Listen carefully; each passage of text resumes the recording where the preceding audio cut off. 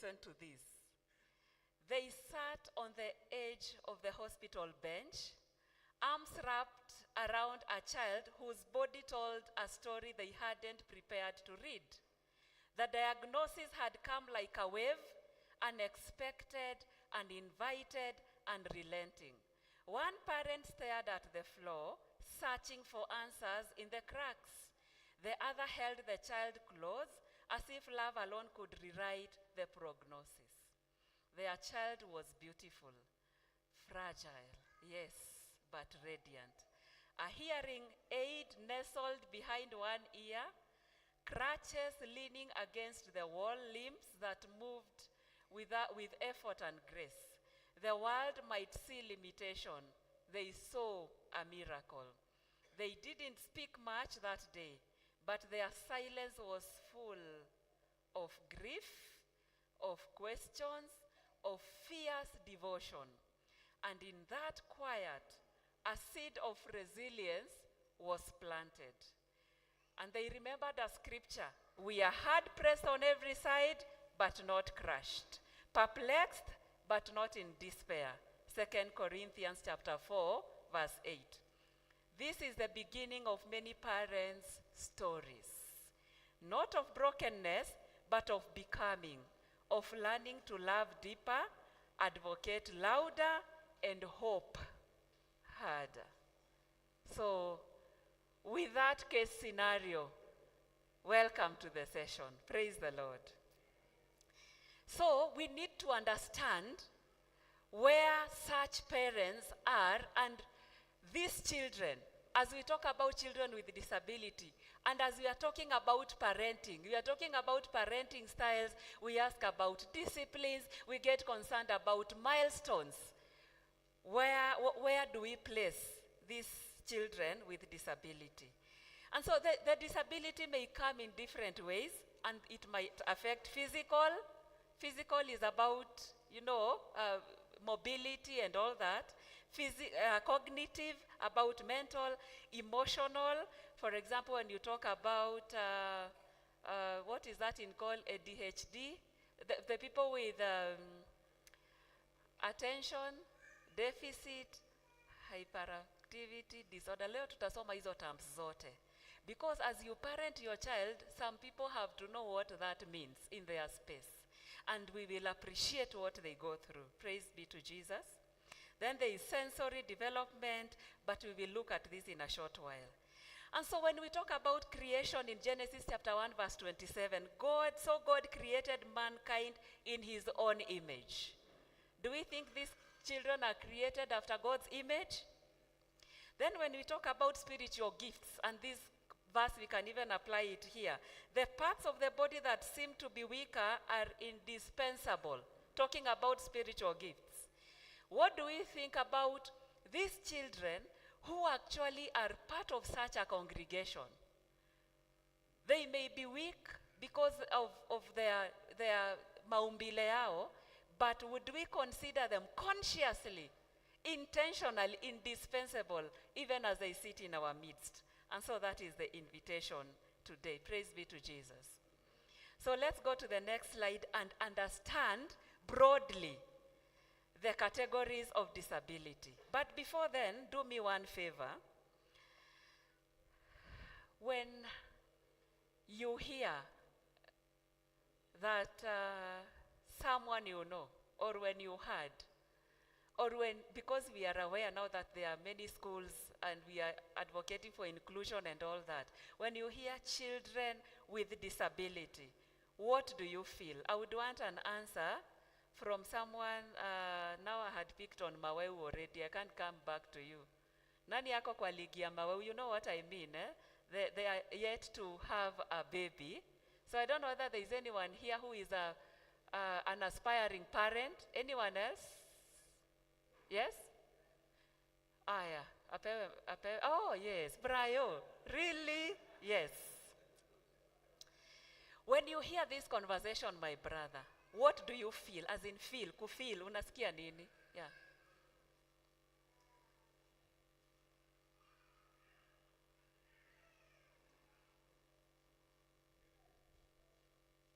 I hear this conversation. I think I'm a bit in attention because I don't know when God blesses us with a child, whether they will come with a disability or otherwise. But really, I am looking at it as God's way of really inviting us into his work to co-create and be able to take care of his creation. So very open to this discussion. Alitubia jina tension. Ulisikia? Yeah, I don't know whether you've been there. When you were expecting your baby, I don't know whether it crossed your mind that anaweza kuwa na disability. I don't know, especially ladies, I don't know whether it crossed you. Did it ever? Sometimes it does, yeah? Another question. Huko mtaani, you know where we come from? What do people say about disability? Just one thing you've ever heard growing up. There is even a way you used to refer to those children. What did you hear growing up? Just quickly, and then now we move on with the content. I don't want to pick on anyone. A volunteer, please raise up your hand and then you will be given a mic. What did you hear about children with disability? Yes, my sister. Oh, ni Frida. Okay.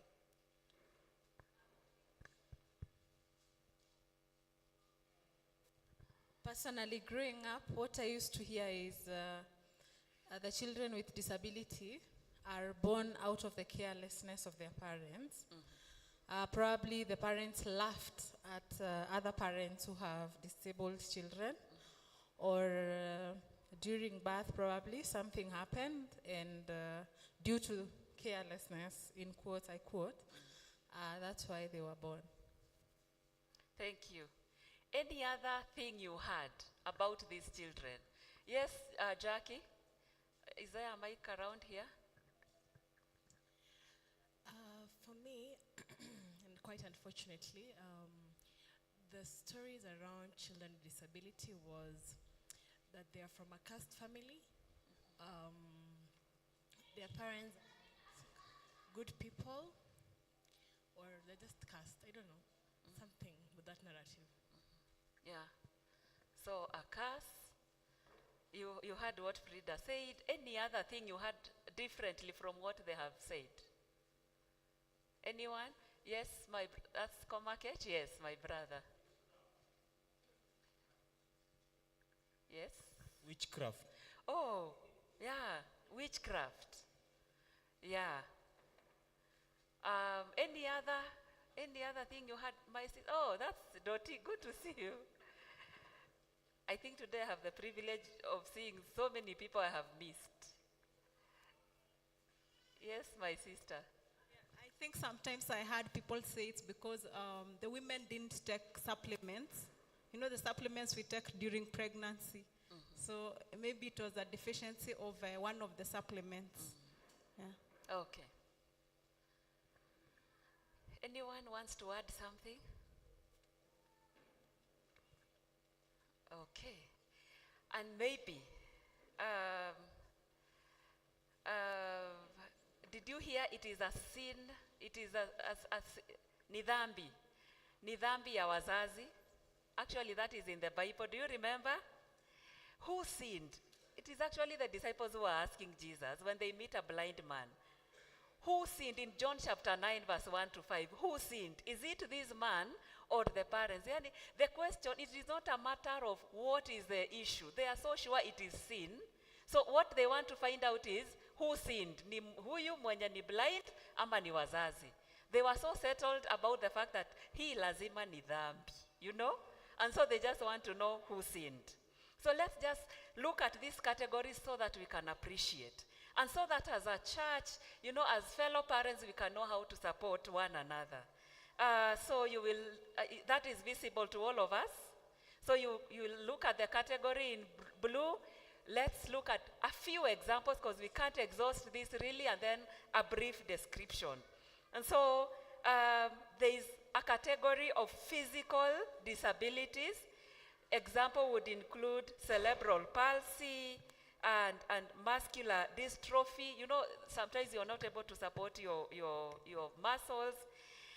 it affects movement, coordination, or mobility. So what we are saying is that with physical disability, you can be in a position to walk or not walk because of the muscle issue. You get the picture? And so as we discuss this, start thinking of the children you have seen, either in real life or maybe in videos here and there. And then there is the sensory category. Sensory, senses. So we have examples of blindness or deafness. We don't have time to say that there are also categories. Now, when you talk about blindness, you can be partially blind, When you talk about deafness, there is hard of hearing. You can actually be hearing with one ear, like I already made at self-disclosure. Our girl's one ear is completely deaf, completely. She hears with one. And so that's why she uses the hearing aid. Isaidie kumletea sauti so that this other ear doesn't strain a lot. Of course, she doesn't use it every other time because of reasons I'm not able to explain here. But now, when you talk about deafness, now you wonder, do you call her deaf? Is she really deaf? So she's partially, you get, And so we have intellectual. For example, we have conditions like Down syndrome. We have developmental delay. There are people, you are thinking at 2 years a baby should be walking, but some children will not walk. And it is because the part of the brain that would be controlling walking is not functional.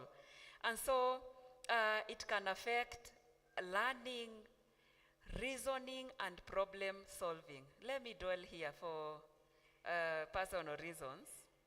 Growing up, you saw children with mental disabilities. Let me use that word loosely. What did you use to call them? Or people who have mental issues. And we are not talking about mental health.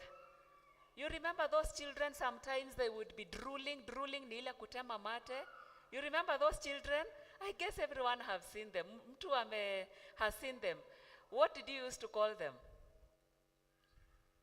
Same matter in your mother tongue to interpret. Someone, hatuta kucrucify. Kerimo, thank you for being very honest. Hata tunaogopa kusema juu hapa ni church. Kwanza ukisema Kerimo means, hebu tupatie word ya Kiswahili kinaga.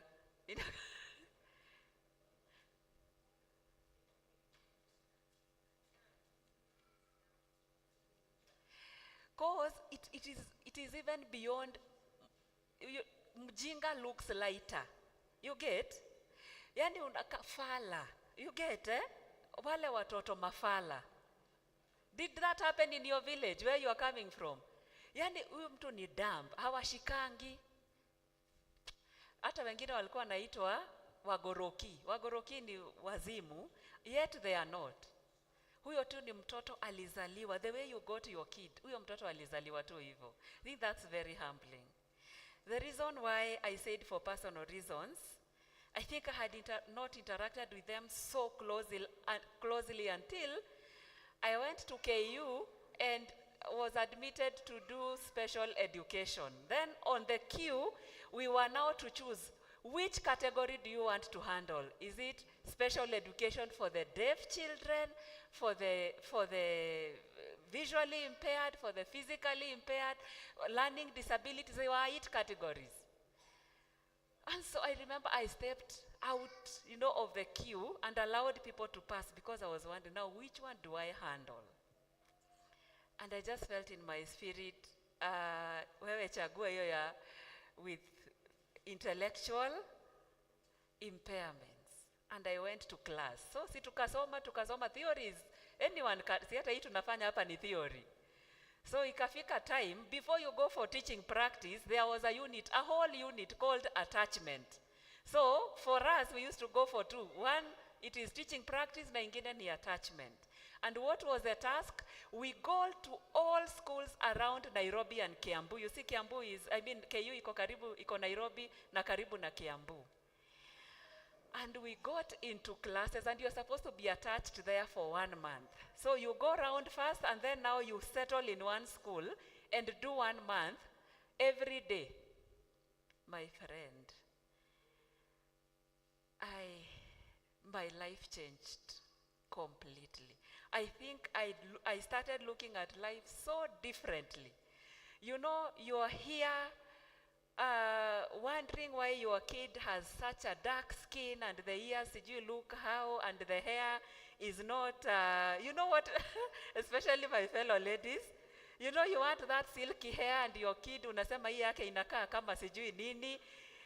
That is your concern.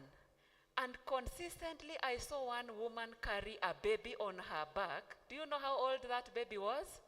11 years old. Anakuja, anafungua leso, tunashikilia mtoto, tunamuweka hapo. Huyo hajakuja kusoma. Amekuja kama daycare. Why? The parent has to go working. The husband left her when they got this child. And so she has to go earn money to take care of this child. And she was not able to learn. Completely. And then I go to class, and I am told, sasa, you know, unasoma, university unasoma kupata shahada gani? Degree, right? So you are talking already about lesson plans in other classes and how to plan your lesson and schemes of work. Teachers here, you understand me. Then tunaenda huko tunaambiwa, weka lesson plan chini, weka schemes of work chini. In fact, here we don't use the blackboard. Allah? You know, and a child comes, and the classes are not divided according to ukona miaka tatu, miaka tano. They are divided according to mental age, not chronological age. And so in my class, I have a girl of 16 years. And I wonder now what I have been taught. Your theory inakataa kuload. And I decide, let me just, the whole day today in the lesson, let me just teach them to write number 1. Number? Hivi, kidole hivi. Si number 1 ni kufanya tu hivi. And a girl takes I believe we are all parents here. Hakuna, wale watoto ni wale watoto kama amebebwa na chinku. And the girl drools on the page and she cannot hold the pencil. You know, you take for granted the fact that your kid takes your pen and scribbles on your Bible and you get angry. That actually it is a motor skill. Mimi sikujua, kwanza hii kushika kalamu ni fine motor skill. Kurusha ball is generally, you know, motor, this is finer. And so she could not hold a pen. At 16 years, you're already in puberty, right? And so she is in her periods. She at least knows how to change the pad. But she will come with the pad very happy and excited and place it on her desk. Yani, mimi nililia, I'm saying that and the tears start coming again. And she's, akiwekelea hapo, she is happy. You know, anawekelea hapo. And I'm wondering, you are talking of indecency? In fact, the fact that she can change that pad, it is a joy to the parent. And hiyo ni milestone ameachieve. Now, as though that was not enough, cutting the long story short, we go to one school, hapa tu Jacaranda. I'm saying that so that maybe when you pass there, you know. Kuna watoto hapo whose parents are going through a very unique journey of parenting. Who do I find in class? A 35-year-old man. Now, a 35-year-old man ako hadi na ndevu, you get? Whose mental age is age 3. Unaona hiyo picha? At age 3, what are you doing? You are finalizing on potty training. Sini kweli? So why they are in school is because mzazi sasa amefika mahali ameshindwa, imekuwa aibu, huyu mzee kujisusulia. And so amekuja shule ili apoti trainiwe. But the behavior, you can imagine a 3-year-old on the desk. Hata anakaa hivi, na akikuwa na wale real 3-year-olds, anakaa kama hao kabisa. They are playing together and they are agreeing because the mental age is. So that's what some parents are going through. And it could be one of us or people we know. Praise be to Jesus. Neurodevelopmental is the category that will have examples of autism. And autism is in a spectrum. Kuna wale wako mildly autistic, kuna wale wako severely. And so a mildly autistic person can even perform, can even be a preacher. Hata unaweza kosa kujua. Only that in some hidden ways, you are able to discover that they are autistic. ADHD is what I had said in the introduction. Hiyo ni attention deficit hyperactivity disorder. Now, just think of that. One kid, attention deficit. Inamaanisha aje? Attention span yako ni? Then apart from that, you are hyperactive. And it is a disorder. So figure out that child in Sunday school. Because we are talking about inclusion.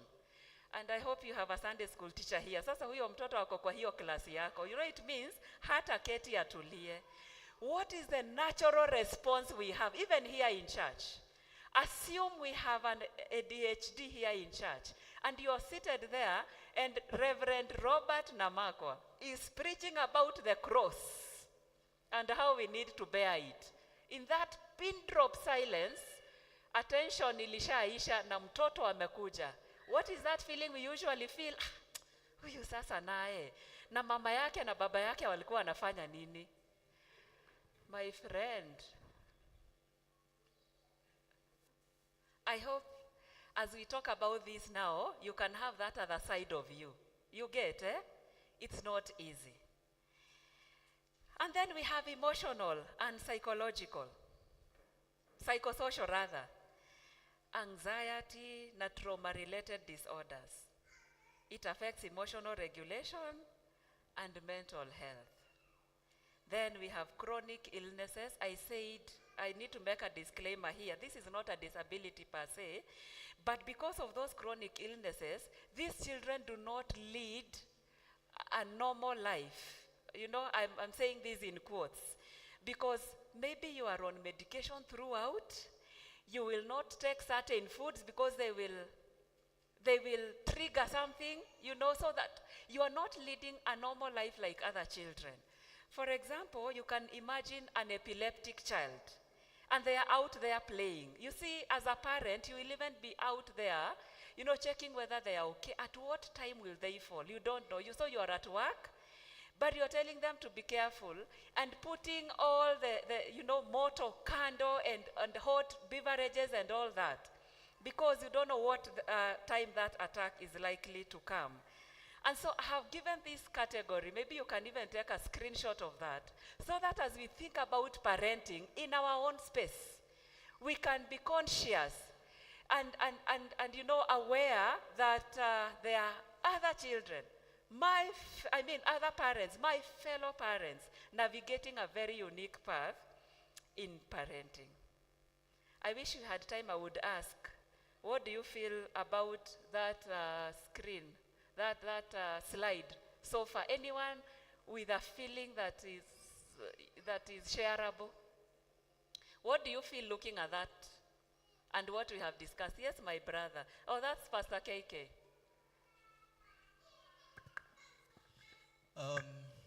Thank you.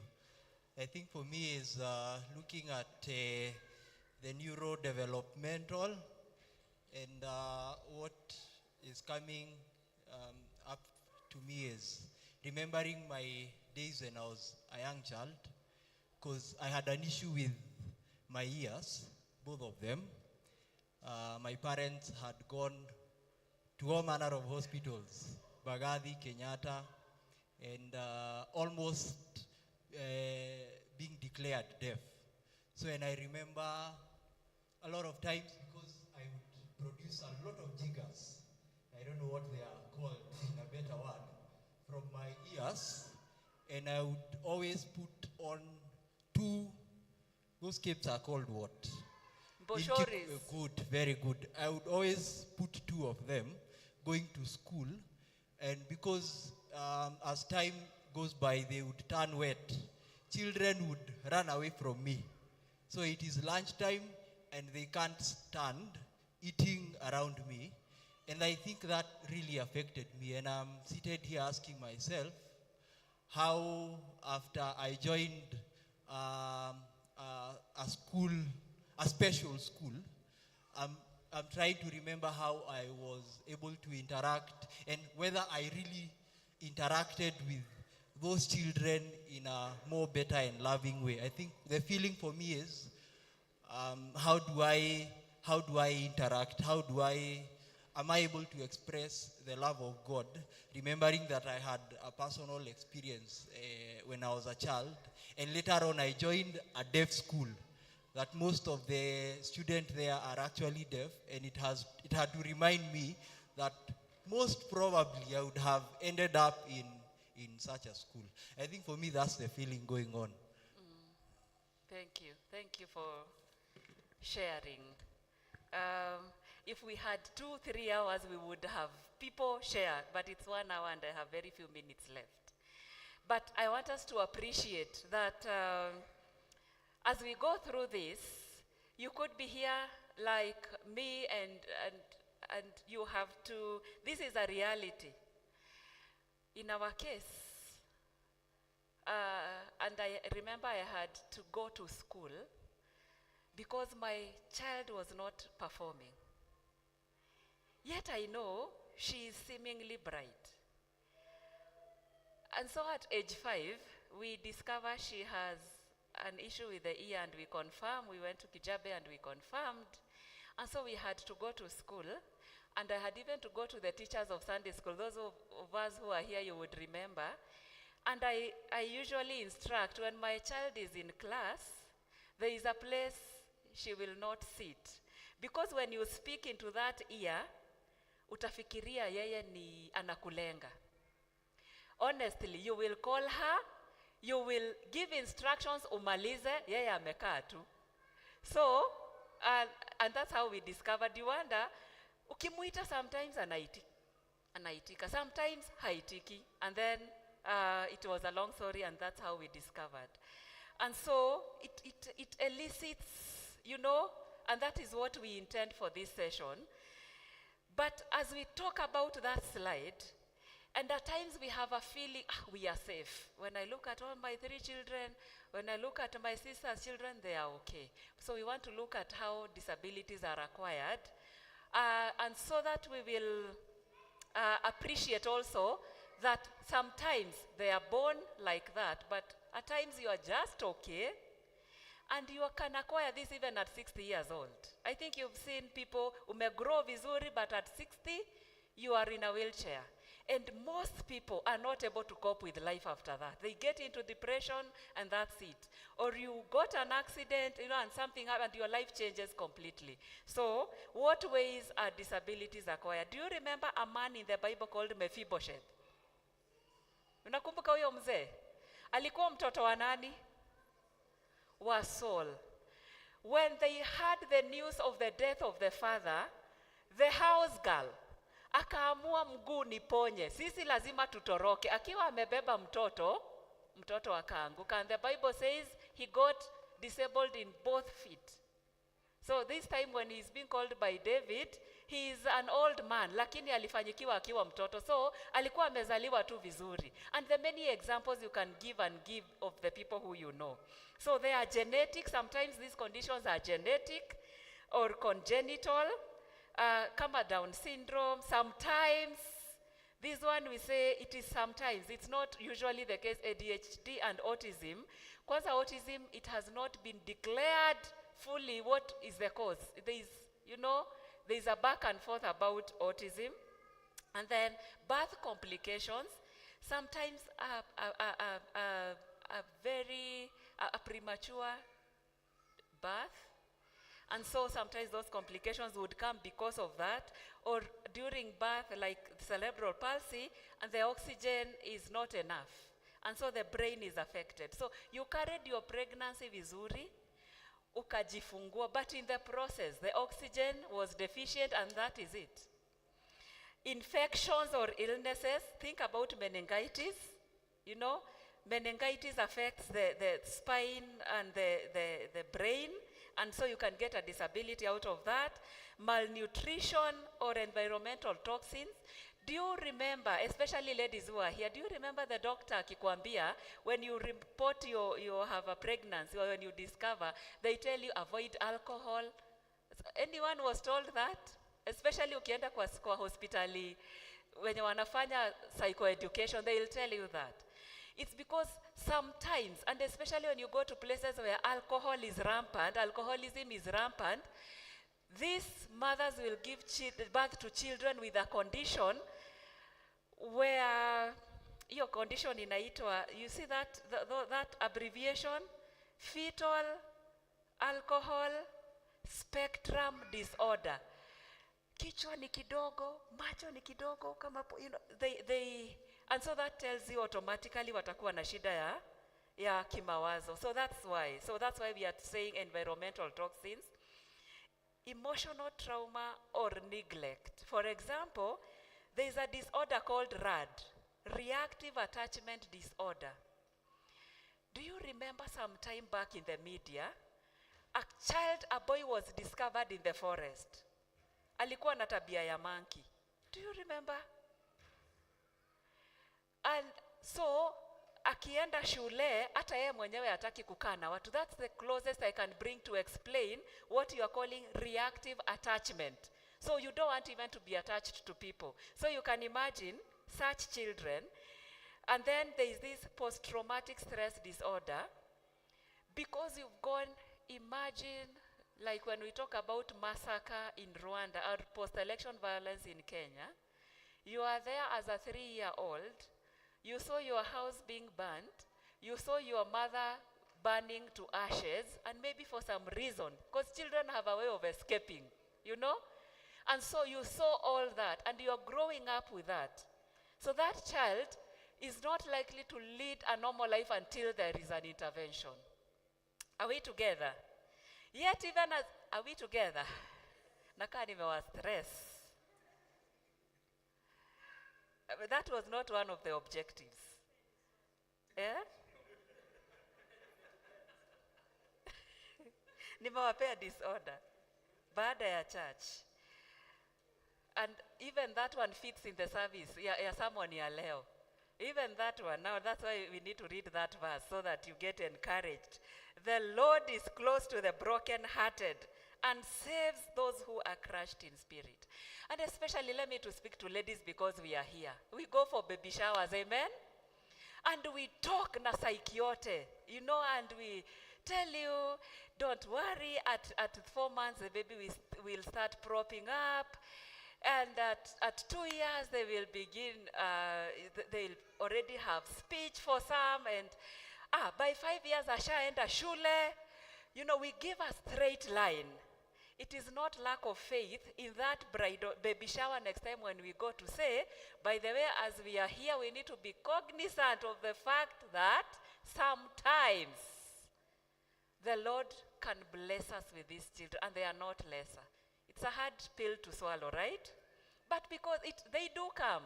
You don't have to go and beg for them. It happens in the ways we have already described here. And so next slide, so that now we get to look at these children now in their space. So what challenges do they face? You know, you're talking about that child in a normal space where ni kuanguka, maybe amechelewa kutembea, lakini atatembea. But now here, there are very unique challenges that these children face. Limited access to inclusive education. Now think about a child who is totally deaf. Alafu hapa kuna ile shule inaitwa Thogoto Primary School, PO Box, ama ile nilienda, ama ile my husband alienda. Iveno Primary School, PO Box 52 Kisii. Sasa huyo mtoto ameenda huko. Will they cope? No. So inclusion. Now, school iko mbali, tutasema sisi si shule. Church. So I am here. Assume there is a parent here who is totally deaf. I am here with a projection. I am using my hands. We are laughing and I'm telling you to respond. And they are here. Do you know, itakaa ni kama wewe saa hizi, Vero, ukienda China, na wanaongea Ki-Chinese. You get, eh? So that's when you know, by the way, we are not inclusive. Now, maybe that's far-fetched. Someone with physical disability and they can only use a wheelchair. And they want to go to our loo. Na wamekaa pale, thankfully. And that's why, ukiangalia many buildings, if you have observed in this nation, and it's becoming almost a policy, you have a ramp. Unaona ile ramp? Hiyo ni ya kutumia na wheelchair. But most of us, even how we build our houses, there is a way you make sure there is a stair before you go to the toilet. You know, when I have a wheelchair, I'll not go there. You know? Think about a blind person with their white cane. Do you know what we say about blind people? Kama unaweka stairs, let them be even. Because they feel the size of the stairs. Sasa atacalculate akiwa amefunga macho. Lakini sasa ile umeweka ingine kubwa, kengine kadogo.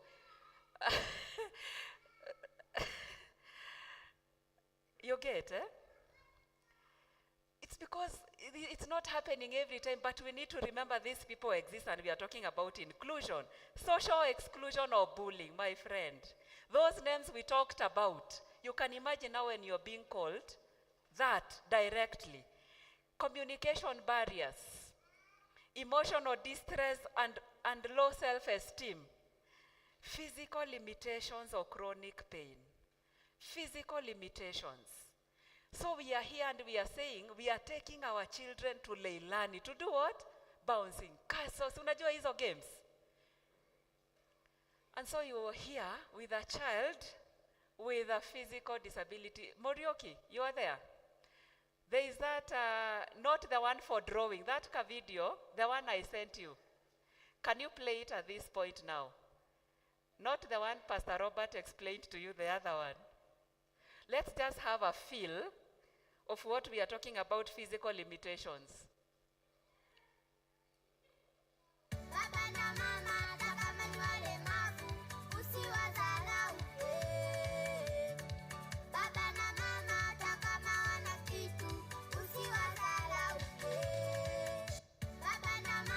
Sawa. Is there another one? They were two?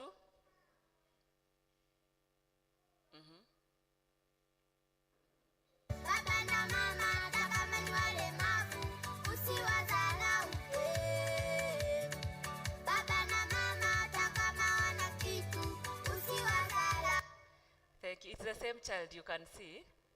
And this father was actually left by the wife when they got that baby without limbs, without hands.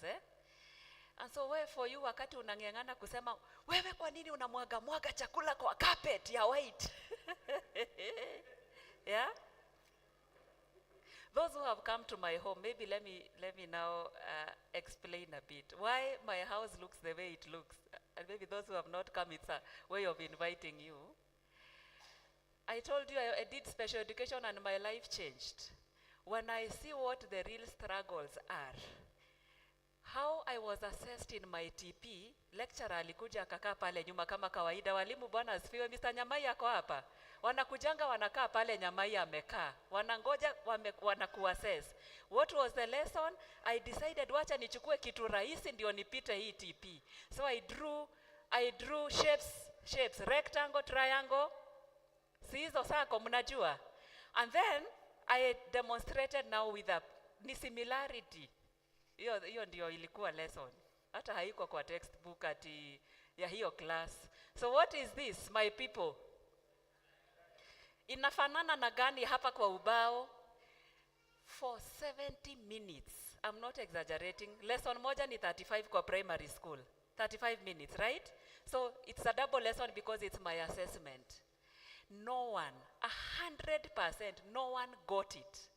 So I draw, I explain. What is this? A rectangle. How does a rectangle look like? Unatumia baka Kiswahili shape. Laini moja ni ndefu, ingine ni fupi, alafu hii. una explain kwa lugha yote, and then I take a paper, I fold into a rectangle. Now please show me this paper inafanana na gani pale. No one got for 70 minutes. I got an A in my TP because actually one of the comments by the lecturer ilikuwa, and she is very patient because alikuwa pissed off, akaweka karatasi, akafunga vitabu zake, akabaki kuniangalia. One lesson was about, there I was focusing on 2 of the children. Sasa ni kushika ball. I never had appreciated that you saw the ball coming. Hiyo ni stimuli, ikaingia hapa, ukadecode hiyo message, na ukashaambiwa na akili yako, akili ikatuma mikono, ikae hivi, na hapa ndio ball ikujie hiyo side. I thought it is automatic. So when I realized that for a whole lesson I am teaching kids to catch a ball and only Kamau did, mimi life will change. So when kids are able to manipulate things with their hands, let them draw, na sisi huwa tunaziweka kwa ukuta. Now that will explain. Those who have come to my place and have seen things on the wall, let them draw and let them put them there. Because that is, for some people, if by there for that day, I went on to my schemes of work na nikasema, I successfully facilitated motor skills. And one child out of 9 in the class aliweza for the whole term. I was in TP for the whole term. Hiyo tu ndio niliachieve. Are we together? Challenges, that's what they go through. But they are not alone. What about the parents? What do they face? Emotional strain. Wewe, unajua, I'm observing your facial expressions. I can already tell how stressed you are. Na ni story mnasikiza. Sasa wewe, jiweke kwamba wewe ndiye huyo mzaa. Emotional strain. Plus majirani wanakuambia, wewe ni mtenda dhambi, umekasiwa, ni uchawi, uko na mtoto kirimo. You get, eh? It is a lot to bear. And grief. Do you know why we talk about grief? We talk about grief here, and in death we are talking about grief because most of us did not anticipate getting those children. Actually, when you go for therapy, you will have to be given sessions to deal with an aspect of loss and grief. Because you're actually grieving your prospects of a child who has limbs and all that. Financial pressure. When I was introducing, you saw that kid. That kid, if you noticed, I don't know that you can take us back haraka haraka. That kid who had crutches, anyone knowing the price of one crutch? Around how much? It's not very affordable. 15,000. Now, for such a child, you will need to keep adjusting that crutch. That child has a hearing aid. By the way, a hearing aid can go in atagemea umepata gani. Averagely, the least you can get is about 40,000-50,000. But you can talk even about 250,000. Sisi, when we went to Kijabe and we were told the first time the price of a hearing aid, I remember I cried. I'm like, what do you mean? Wewe unaamkanga tu unasikia kwa hii sikio. And you know what happens for children? Faraja is growing. So masikio that's why she can't wear it now. She has outgrown it. So you have to get another, you get, eh? So wewe hiyo masikio unasikia bure tu, someone has to buy an ear. You get the point, eh? When you see people with prosthetic limbs, ile umeweka, and they are this age, imagine teenage years. I know of a mother who had to change the prosthetic around 4 times, mtoto akiwa high school. Because unakumbuka form 2 longi ufika hapa. Longi. So ameenda na prosthetics, akakuja katikati ya taa, mom, inaniumiza because I'm growing taller. Na sasa ikikuwa ni fupi kuliko hii mguu ingine, it's an issue. So financial pressure. Therapy. How many people, now that we are even actually in Nairobi, do you know some people have to do speech therapy? Occupational therapy. Kufanyisha mikono kazi. Let's be honest. Just tell me 2 people you know ambao ni occupational therapist na speech therapist by name. You know the way we know Dr. So and so ni Gaina. Just tell me 2 people you know. 2 doctors you know, 2 specialists you know, ambaye ni speech therapist na mwingine ni occupational therapist. Yes. How, you know, I was looking at actually the hands, the number of hands. Do you know what that tells you? There are very few in this country. So ukipata mmoja, akupe session ya 1 hour, my friend, it is a lot of money. Social stigma and isolation. Do I need to overemphasize that? No. Navigating education and healthcare systems. Marital stress or caregiver burnout. You have to put on diapers up to that. Why that guy was brought to school at 35, the one I talked about. Sasa, na hizo time hakukuwa na adult diapers like today. But do you know it means huyo mtoto amegrow na diaper na it's possible ataendelea up to the time the Lord will take them home. Come to me. Even though they are all this, there is an invite to all these parents. Come to me, all you who are weary and burdened, and I will give you rest. And then, of course, there is an invitation to the rest of us. Bear one another's burden. By the end of this session, because we know all this, you should have a different lens as you look at a parent who has such a child. They carry extra burdens. Praise be to Jesus. Next slide as we come to the close. So maybe we are here and wondering, so where are we headed? There is a way we can respond as parents. So how we should respond. Because even here in church, by the way, ukiangalia vizuri, if you're keen, you will tell. It's only that maybe I have disclosed about my kid. Some of us maybe did not know. But I'm sure there are other kids here. And some of us have seen. Kuna vile, you know, maybe they are not like other children. So what can we do? In the estate where you live, in the school where your child goes to school, you know, wherever you meet this, in your village back at home, how should we respond? You can just bring the whole slide so that you go through it very fast. Common supportive responses, empathetic. Sometimes you just want to talk and talk and talk. Just listen empathetically. Invite them for birthdays. Hawatakuja kuharibu picha. Those who attended our wedding, and there are very few here, if you were keen, Joshua Wandera, now that I can spot you, we had intentionally 2 people, a lady and a gentleman who had physical impairments. In fact, unfortunately, in that procession, the girl fell, and it was not a nice experience. Because do we think that they can simamia harusi? Do we think about them, you know? So inclusion, practical help, assisting with errands, meals, or, you know, respite care, advocacy, speak up against stigma and promoting inclusive policies. For example, if there is a child, for example, I'm imagining a child would come here one of these days with ADHD. And you are so uncomfortable. And so ukiona, you know what we do? Ukiona mtoto amekuja hapa mbele, we have a tendency of looking at the mother and the wanafanya. Na huyo mtoto anasumbua pastor. You get, eh? So next time, kwanza rest.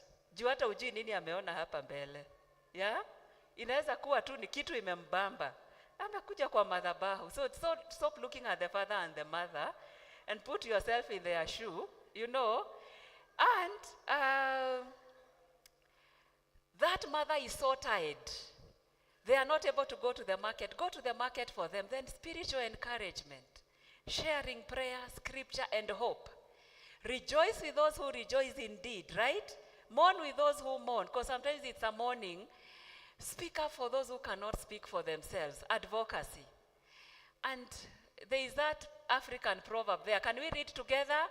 The child who is not embraced by the village will burn it down to feel its warmth. Sometimes why these children get out of the crowd and create a scene is because they have to be seen and heard. Hata hao kwani wataji-express lini?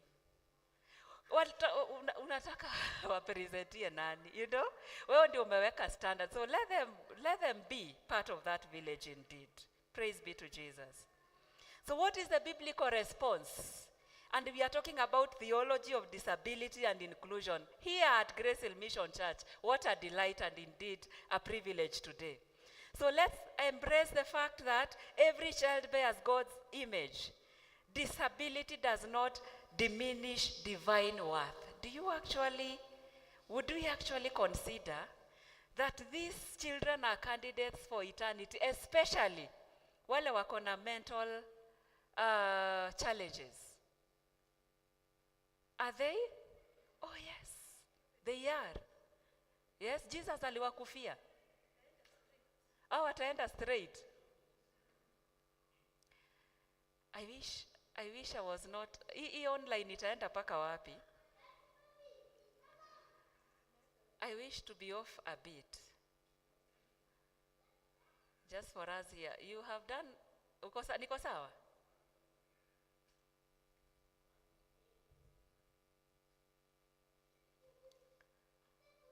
Nisipatikane